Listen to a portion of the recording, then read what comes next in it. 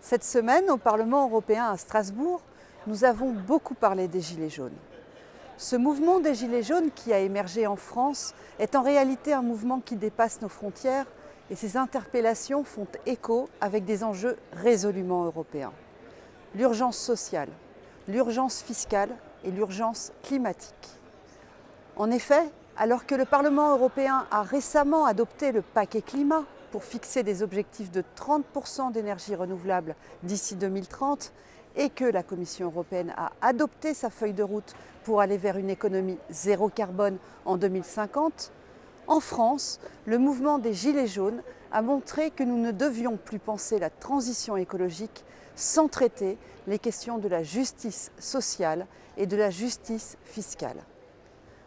Au Parlement européen, les socialistes ont toujours porté ce message. On ne peut pas faire la transition écologique contre les classes populaires et on ne pourra pas faire accepter la transition vers des mobilités plus propres, une agriculture plus durable et des modes de consommation plus respectueux de l'environnement tant que les injustices fiscales et sociales continueront de faire porter le coût de cette transition sur les plus démunis et les classes moyennes. Il faut arrêter d'opposer les fins de mois et la fin du monde. Aucune de ces crises ne pourra être résolue si on ne s'attaque pas au fait que les inégalités continuent de croître et à la façon dont notre système économique fonctionne. C'est pourquoi nous, socialistes, agissons au Parlement européen. Ce que nous demandons, c'est que tout de suite, lors du Conseil européen des 13 et 14 décembre, les chefs d'État adoptent notre proposition de créer un fonds de la transition juste dans le prochain budget de l'Union européenne. Ce fonds permettra d'accompagner les travailleurs, les citoyens et les territoires dans la transition écologique par le financement de reconversion professionnelle, de formation, d'incitation à l'économie circulaire. Sur la question fiscale, nous nous battons tous les jours pour mettre en place une taxation sur les grandes entreprises et sur celle du numérique, les fameux GAFA en particulier.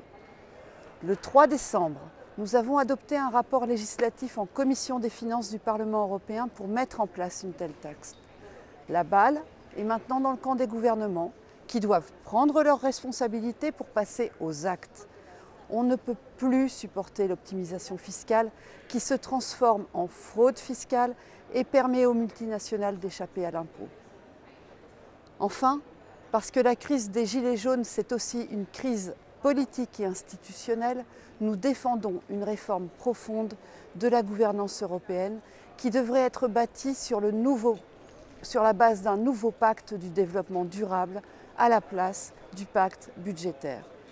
L'objectif est d'en finir avec les objectifs purement budgétaires des 3% qui enferment l'Union européenne dans un carcan libéral.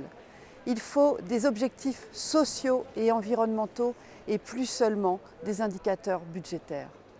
Par exemple, un État dont le taux de pauvreté serait supérieur à un seuil défini au niveau européen serait rappelé à l'ordre par l'Union européenne pour qu'il prenne des mesures afin de réduire le seuil de pauvreté dans son pays. L'Union européenne ne doit plus donner seulement des injonctions budgétaires, mais sociales et environnementales avant tout.